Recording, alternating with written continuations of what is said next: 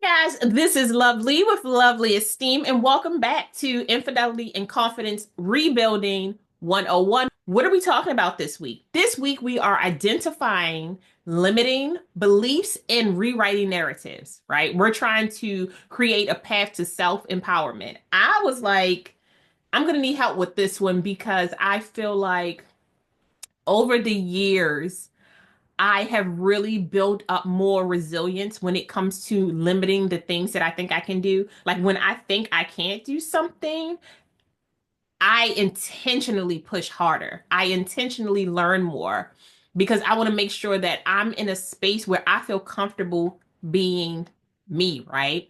And since our beliefs really do help shape our reality, I want to make sure that we are creating the narratives, we are rewriting the narratives, we are changing the algorithm to fit our lives, we are writing the algorithm, right? We are choosing how we want to be influenced by what we perceive of ourselves, how we interact with ourselves, and how we narrate our lives and the challenges that we go through in our head, right? Because what you think will come to fruition if you manifest it. You can manifest great things to happen to you, and you can manifest horrible things to happen to you. And you just have to understand where you stand in your life and what you are putting out into the world, right? So, one of the things I want us to understand that many of the things that we believe can serve to empower us. It can guide us towards growth, resilience. It can help us with our confidence, but we can also allow our limited beliefs to hold us back, to embrace and create more trauma for ourselves, to let societal norms and conditioning hold us back from making it into these great spaces of enlightenment, of understanding, of connectiveness. We can do that to them ourselves, right? So we can we have to keep track of what we're thinking, where we are, how we're talking to ourselves, what we're putting out into the world, and what we're saying to other people, because those type of conversations can create cycles that hold us back. It creates fear, self-doubt, and it can be emotionally paralyzing. And that's not what we want to happen in our lives at all on any level. I can't think of a time where it was okay to have limited beliefs and not believe in yourself and what you can create and foster better relationships with yourself, which then becomes a wonderful foundation for how you foster relationships with other people, how you see yourself, your greatness, the light that you see in yourself, the growth that you see in yourself, and even the flaws that you see in yourself. Create a wonderful bridge and pathway for you to be able to create and be open to other people and help them along their healing journey to thrive and to fully embrace their potential because you have already started embracing your own potential. So good. So let's remember that beliefs are not set in stone, that the narration that we have in our lives is internal. That means that nobody else can hear it. Nobody else. So we're allowed to have a moment where we think something negative and then we learn how to flip that narrative right on its butt. We learn how to take that information that we've downloaded from someone else, that energy we've downloaded from someone else, and say, hey, that doesn't belong to me, and I'm going to learn this lesson. I'm going to reject that information. I'm going to reject that energy. And I'm going to do things that help me stay aware of who I am, be very intentional with the thoughts and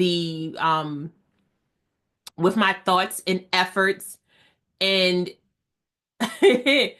and rewrite what she said. This is where your book begins. The rest is still unwritten. Isn't that what she say? I don't know. Y'all heard me.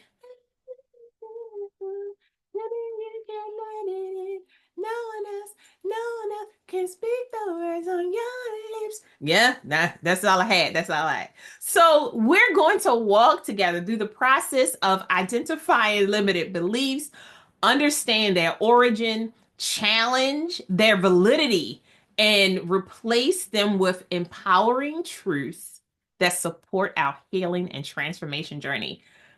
I know that I can be a bit excited about growth. I understand that maybe sometimes I can come off a little aggressive.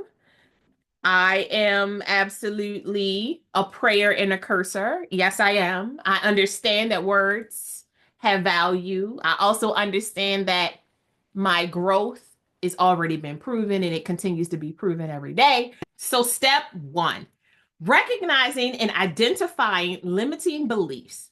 So, what are limiting beliefs? Limiting beliefs are negative thought patterns that often operate in the background of our mind, your subconscious, right? Influencing our emotions, decisions, and behavior. These beliefs create self imposed restrictions on what we believe is possible for us, shaping the way we see ourselves and the world around us. What I will tell you is that if you aren't open to healing yet, because we're going to work on you, babes, we're going to work on you. If you aren't open to being vulnerable, if you aren't open to recognizing your flaws, if you aren't open to what it feels like to be emotionally raw, if you aren't open to what it feels like to have deeper connections with yourself and the people around you, if you aren't open to being spiritually led, and that doesn't mean we're talking about religion, spiritually led, right? Believing that there is something bigger than you out there. It can feel very, it can feel like everything is against you because when you're closed off, anything trying to penetrate that wall feels like an attack on you. And that's where safe spaces, safe supportive spaces, where you get to work out how you heal, when you get to work out what your healing journey looks like, when you get to work on what it looks like to recognize and understand that there are some things that are limiting you from making it to the next level.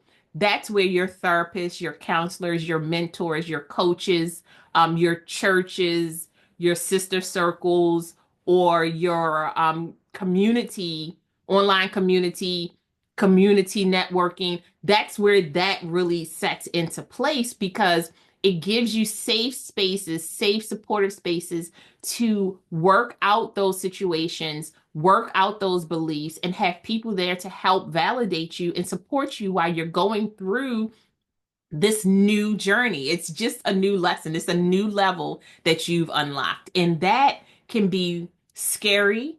It can create fear, but it also can create joy. It can create stability and can create calm. So, what are some common limiting beliefs and what do they include, right? I'm not good enough. I can tell you that 80% of us have probably said that, right? I'm not good enough for something. It doesn't always relate to a relationship, but we have this thing in us that if we're not perfect at it the first time, then somehow we aren't good enough to do something, be something, say something, dream something, live something.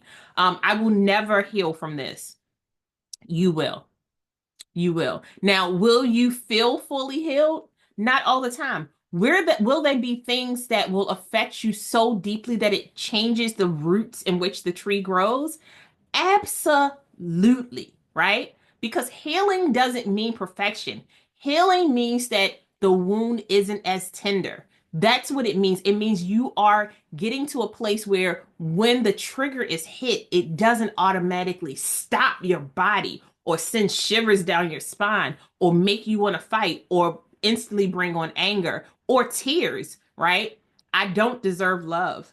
A lot of us have felt this way, not just in intimate relationships, but even in platonic relationships when things go wrong, when things feel like, when you don't feel supported, when you don't feel heard, when you don't feel needed, when you don't feel seen, when you feel ignored, when you feel like you were put in a corner, right? a lot of us say things like that. I'll never trust anyone again.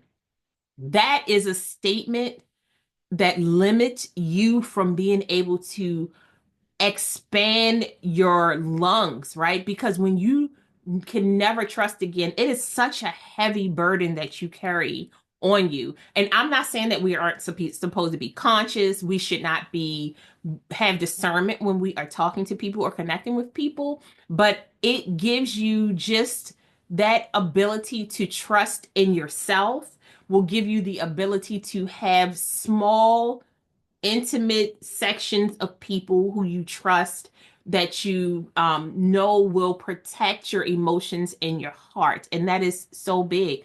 I have to be perfect to be accepted. So many of us are dealing with the ramifications of being raised by people who did not live up to their own possibilities. And they put those responsibilities on us because they thought that somehow we were going to be able to fulfill the dream in their heart. Listen, it is not your responsibility to fix anybody's dreams, baby. You have to have your own dreams, because if you don't have your own dreams and you start trying to live somebody else's dreams, when you drop that ball, the amount of shame that's going to be put on you, on top of the guilt you feel that inadvertently shouldn't be yours in the first place. Happiness is for other people, not me, right? I always talk about happiness in the sense of, do you even know what joy feels like? In the midst of despair, joy will show up. In the midst of despair, you will have a moment of calm. In the midst of despair, you will have a moment where your faith and your spirituality really does show up for you. And you have to know what that looks like, right? And in that moment of joy, in that moment of calm, in that moment of of peace, in that moment of spiritual awakening or finding your faith, happiness will show up for you. But when you close off the gate of happiness based off of someone else's actions, it can absolutely stunt you 100%. I'm not capable of making good decisions. Yes, you are. Yes, you are, right? But that comes with building trust in yourself and understanding where you are in your process and believing that you deserve to have a space to trust yourself. And a lot of that comes with rebuilding confidence. It comes with rebuilding self-esteem. It comes with showing yourself self-compassion. It's a practice that you have to live day in and day out. If I forgive, I'm weak. This dissertation that I'm not going to say about forgiveness, right? Forgiveness is for you. But with the caveat is that you don't have to forgive one soul. It doesn't make you a bad person. It doesn't make you less spiritual. It doesn't make you less faithful. There are some things that happen in our lives that we choose to not forgive or forget. And you are allowed to step away to preserve yourself. But you have to make sure that when you step away, you still give yourself permission to grieve. You still give yourself permission to be upset, to be angry. You still give yourself permission to go through those steps of grief, to give yourself permission to find peace and calm. Give yourself permission for emotional release so that you can understand that if I forgive, I am weak. If you forgive, it doesn't make you weak.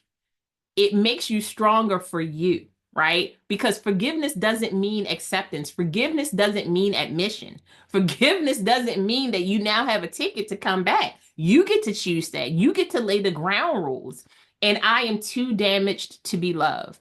That is something that a lot of us are force fed, especially early on in life, and depending on who you were raised by, the community that you were in, the people that you hung around, the emotional intelligence of the group of people who talk to you, who say things like, men don't love the women in this family. We've never been lovable. We lose all the men. They just group you in. Like, but what if I wasn't even looking at men? I was looking at Sheila, she looks very nice, is what I'm saying. But nobody loves us. No, nobody loves y'all, okay? Because that's what you accepted. Now, if I love you and she loves you, then that means there's two people who love you, which means that your statement has been debunked. So just remember, when we say we're too damaged to be loved, it means that the wound is still so raw. This is what healing, I mean, working towards healing, this is why you're on this journey of enlightenment. This is why we are trying to learn how to identify our own limited beliefs and take a moment to reflect on it and figure out what can we do to make it, to lift that limiting statement and just learn how to believe more in ourselves. But when you're going through infidelity and you have your foundation rocked, again, if you don't trust yourself, the beliefs that you have are also rocked, right? And that is where we have to really work on healing. And when I say healing, I don't mean perfection. Remember, we're just trying to be less tender, less tender. That's where we're working on this healing journey and seeing where it goes, what it looks like for you, because your healing journey is going to be different than my healing journey, different than her healing journey, different than her healing journey. And it's okay. They don't have to look alike. They should be very different because our situations are so different. It's what makes conversations work out, because even though we can agree on certain parts, there are just certain nuanced parts of healing that look different for each person. And it's okay that that happens. We are on step 2 of identifying limiting beliefs and rewriting narratives.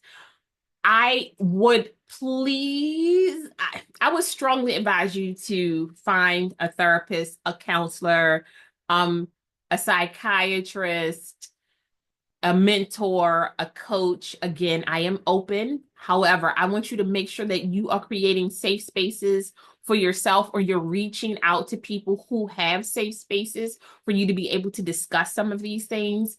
And it won't be hindered by other people's beliefs, right? We are learning how to think for ourselves. We're learning how to appreciate ourselves. We're learning how to build ourselves up. And you don't want to be in situations where people are putting you down. So every belief has an origin. Most limiting beliefs stem from past experiences, painful events, childhood conditioning, cultural expectations, or relationships that we internalized in a negative manner, right? And here are the things that we can ask ourselves when we are trying to identify the origin of our beliefs. Where did this belief come from? Who or what influenced me to think this way? Parents, teachers, partners, society. What was this belief imposed on me by someone else, or did I create it based on past experiences? So big. Is this belief based on facts, or is it an emotional response to past wounds? Oh, that's tea right there, baby. Oh, that's so good. If my best friend had these beliefs, would I agree with them, or would I encourage them to think differently? Can we talk about tea? Remember, I am always saying you have to hype your bestie up. You are your bestie. You are your first bestie. If you were like me, you talk to yourself a little bit, right? And how you speak to yourself is so important, because your internal dialogue, the negative talk, right? We are learning how to reverse those things. When we are talking about negative beliefs and limiting beliefs, it's the conversations that we're having with ourselves offline. You can say, oh, I don't think negative. But if you've ever had a conversation in your head and you go, I can't do that. I don't deserve that. I shouldn't be here. Think about that. Recognizing the source of your limited beliefs helps you detach from them. You are not obligated to carry the weight of past conditioning or someone else's judgment. T-shirt, T-shirt, you are not obligated to carry the weight of past conditioning or someone else's judgment. Boy, let me tell you something. That's tea right there. That's tea. That is tea. So now let's go to step 3. challenging the validity of limiting beliefs. Challenge. I had to do it. I didn't want to do it, but I had to do it. Once you have identified a limiting belief and its origin, the next step is questioning its truth. Sometimes I think to myself, truth, do I want you? And a lot of the times it's a no. I had the heater on. I'm like, why do I feel so hot in this room? So when we are challenging the validity of limiting beliefs, ask yourself, is this belief absolutely true? Or is it just something I've accepted as truth? This is in direct line with how we break generational curse. This is in direct line with how we break negative conversations. This is a direct in line with how we break the hierarchy of despair and negativity, questions you should be asking yourself about all leadership, right? All leadership. Is this belief absolutely true, or is it just something I've accepted as true? You have to use a little bit of critical thinking there, okay? Have I had an experience that contradicted this belief? Did I say I couldn't do something? Went into a class, not only did the thing, aced the thing, I ate the thing. And then I came back out and was like, oh, I didn't think I could do that, right? Like, so good. All right, so next question. Who benefits from me believing this about myself? For example, if you believe you are unworthy of love, does this belief stem from an unhealthy relationship dynamic, intimate or platonic? And does this make someone else feel like they're in control of me? I'm asking for a friend. What do you think? So good. What would my life look like if I didn't hold on to these beliefs?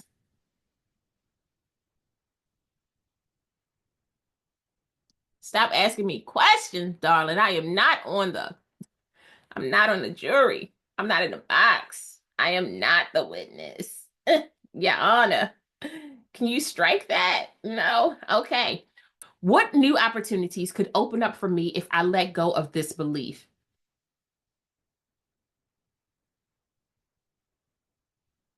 I want to have a conversation about how you have the audacity to ask me questions like that. I'm still working on myself. I'm still working on my healing journey. Many limiting beliefs are built on fear rather than truth. Remember, truth is top tier. Fear is a feeling, it's an emotion, right?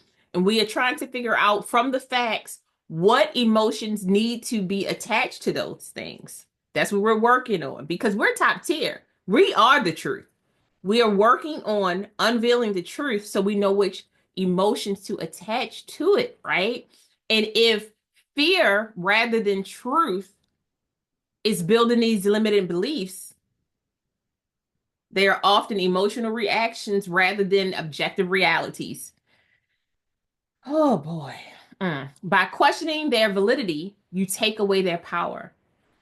This is why I want us to get better at not only articulating our feelings, wants, needs, and desires. I want us to get comfortable with asking follow-up questions, comfortable with asking questions when you don't feel comfortable. Like, I want you to get comfortable with asking questions when it doesn't make sense to you, comfortable with asking why. What is the why? What is the who, what, where, when, and why? Tell me why. No, again, why? Repeat that again. Why? But why? But why? Okay, but why? I know you're like, well, they're going to get upset because I'm asking them why and I'm challenging them. You should want to challenge that, right? You should have to challenging status quo, challenging ornate conversations, challenging things that make your body feel uncomfortable, challenging things that make your mind feel like, what just happened? If you have to squint To hear them say it again, ask a question. Ask a follow-up question. And then we're going to step 4, rewriting the narrative with empowering beliefs. This is something that you can absolutely journal. And I feel like when we are talking about changing the narrative, you will look back at your journal and you'll question each entry as you grow, as you ask questions, as you go through this metamorphosis. You'll start kind of seeing where your truths lie, where your emotions lie. You'll see where your logic is. You'll see where you feel like you are being led by your emotions. You're being led by fear. You're being led by depression. You're being led, right? And that's where that's the sweet spot. Like when you are the most uncomfortable when you're asking these questions, it's the sweet spot because that's where growth is going to happen. Because if you already know something, which we don't know what we don't know, but when you don't know something and you start to ask questions and you really start peeling back the layers, you find out so much more about yourself, right? So now that we've broken down limiting beliefs, it's time to rewrite them with affirming, empowering truths. This step shifts your mindset from one of restriction to one of expansion and possibility. I I am a believer that when people say, "Oh, you can't do that."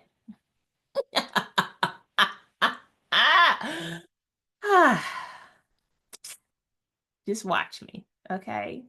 And not in a toxic way, because I'm not going to ruin this body to make you feel better. Like, that's not what I'm going to do. I'm not going to ruin my mind anymore to make you feel better. But I also know that I am the endless possibility that you don't like. I am the endless possibility that you want to limit. I am the endless possibility that was created in a divine way. I am the endless possibility that can create and regrow and change and pivot and help the world become a better place, right? And when you think about yourself like that, when you are very steadfast in your beliefs, but humbled in your ability to really project that, quiet moves are the best moves. Silent moves are the best moves. And it'll help you figure out how to create empowering beliefs. It'll help you turn your negative statements into positive statements, right? Limiting beliefs. I will never trust anyone again.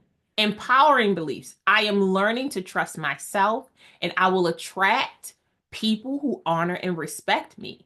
Limiting beliefs. I am not good enough.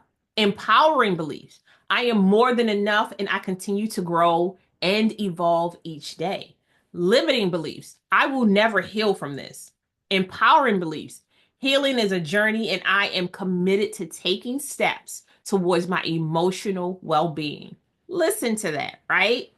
When we are trying to figure out where we want to be, we have to also learn the power of yet. I can't do this. Try.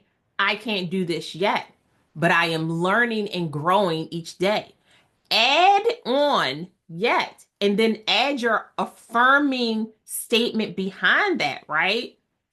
I can't do this today, but this will be done in the next 3 days. This is how when we were talking about goal setting earlier on, creating goals, small goals. Remember, we're still here. We're still here because we're still building ourselves, creating small goals that we can accomplish because we're rebuilding trust in ourselves. This whole course is about rebuilding trust, finding our confidence, learning about self compassion, learning how to communicate with ourselves in healthy ways, changing the narratives that we give ourselves, taking away self blame. And you have to learn how to turn a negative statement on its head every time because you are the algorithm. You are practicing how to take this negative space and turn it into a positive space, not toxic positive. We want to turn it into a space where you really believe you can do this. And if you don't believe that you can do it, do you think you're capable of trying this thing, right? Are you afraid to try or are you afraid to fail? These are the questions that we can ask ourselves all the time. So we also want to learn how to speak in present tense. Oh my goodness. Your brain responds best when you affirm something as if it's already happened.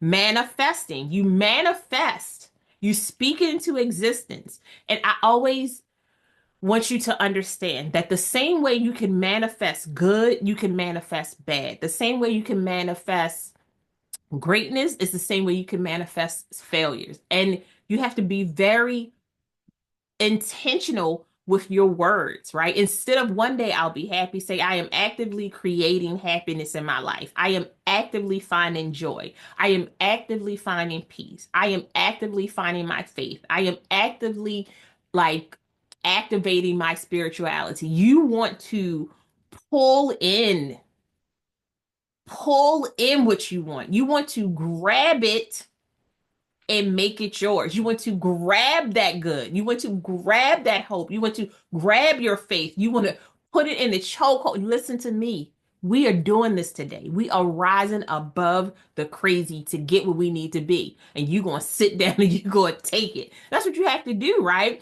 Because you want to reinforce new beliefs and make them your reality. We go and love each other. Do you hear me? I'm going to love me. Look in the mirror and be like, I'm going to love you. I'm going to love you so much that you're going to be sick and tired of this love. And what's going to happen? You're going to love me back. You're going to look at me and be like, oh, it's her again. She kind of cute though. That's what we're going to do. So to truly transform your mindset, you might integrate these new beliefs into your daily life, right? Daily affirmations. Look for evidence. Seek out proof that supports your new beliefs. You have to be very intentional and very active in your growth. You have to, when I talk about changing your algorithm, you have to look for things, look for people, and look for places that align with what you see, like what you see for yourself, that where you see yourself in the future. You have to start walking in spaces that may be uncomfortable, right? Because I've never done this before. I don't I've never done this before, but I can learn. Okay? Yes, I can, right? Because I have boundaries. I have self-compassion. I have empathy. I've worked on my emotional intelligence. I'm celebrating my wins. I'm learning to trust myself. I'm building up my self-worth. I'm self-reflective, right? This is what we're doing. And then you want to act in alignment with your new beliefs. Remember, because we're walking into these spaces that we want to be in. We're walking into this light that we want to shine. We're walking into this newness that is us. And when you do that, you allow yourself to understand how worthy you are of happiness, how small joys can be incorporated into your life.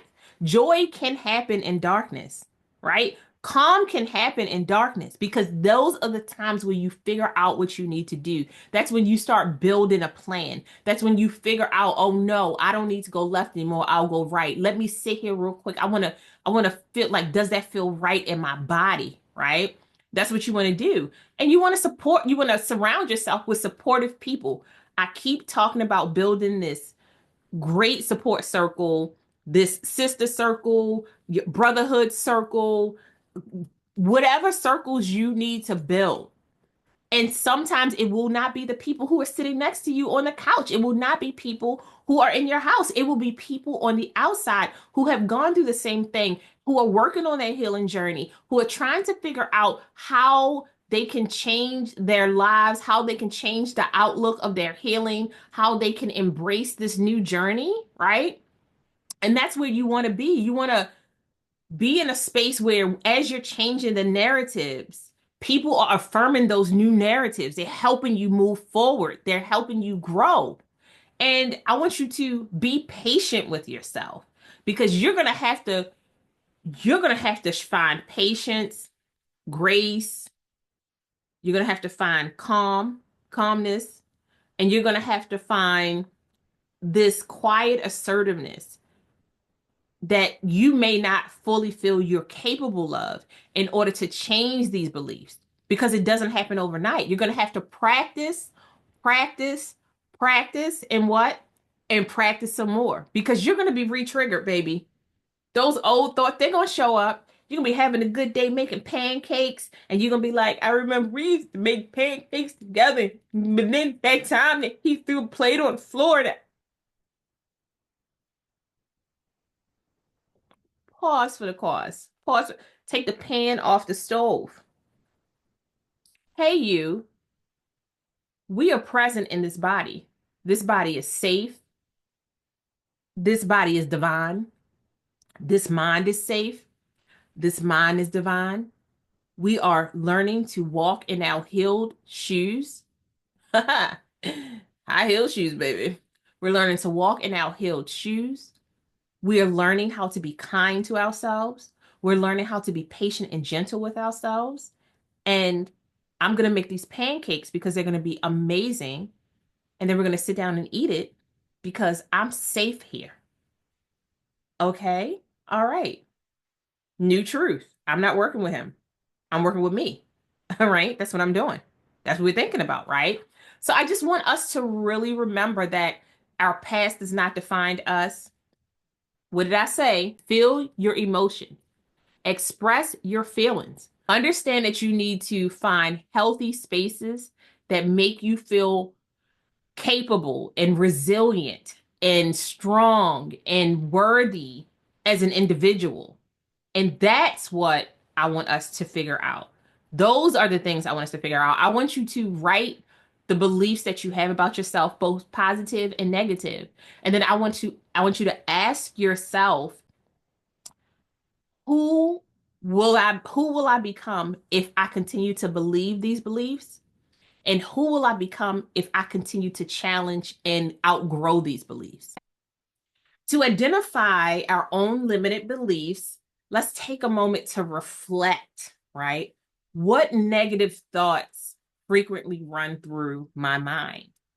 What beliefs do I hold about myself that make me feel small or unworthy? What fears prevent me from taking action towards my goals?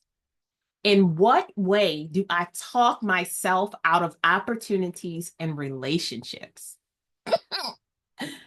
Do I believe I am capable of change, growth, and happiness? I love it. Once you bring these beliefs to the surface, you gain the power to challenge and transform them. So in the next video, we're going to talk about examining the origin of your beliefs. I said, listen, I don't have time to challenge anything because the way my time is set up. And then life said, you got time. Sit down. We got things to talk about. And I said, oh, okay. So I'll see y'all in the next video. Bye.